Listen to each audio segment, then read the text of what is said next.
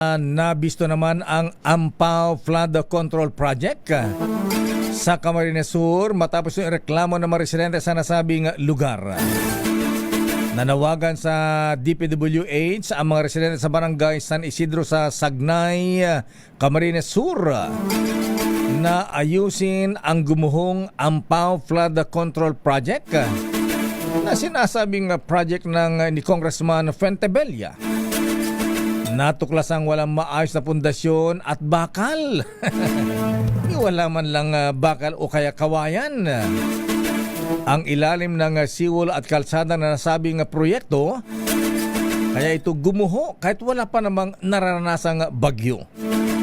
Ayon kay DPWH Engineer Gemma Timbang, simula noong 2019 ay nagpatuloy pa umano ang pagbuhos ng pondo sa proyekto hanggang 2023 kung saan ang kontraktor nito ay ang AC Rivero Development Corporation. Ba? Sino may-ari ng AC Rivero Development Corporation? Hindi ba kasama ito sa mga binanggit ng presidente sa kanyang SONA? Narito si DPWH Engineer Gemma Timbang. Kung kami siya nagsimula nung flood control 2018, tapos ang sunod sir na release dyan is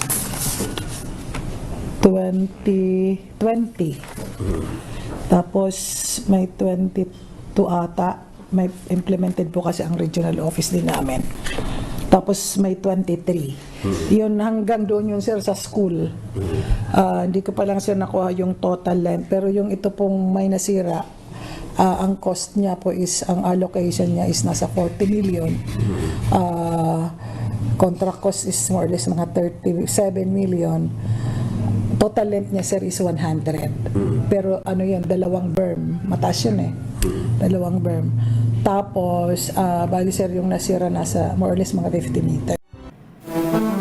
Secretary Vince Dizon, abay pakitignan po ito, ha? Ayan, 2019, 2021, 23, aba 4 years na pinupunduhan tapos Ampao.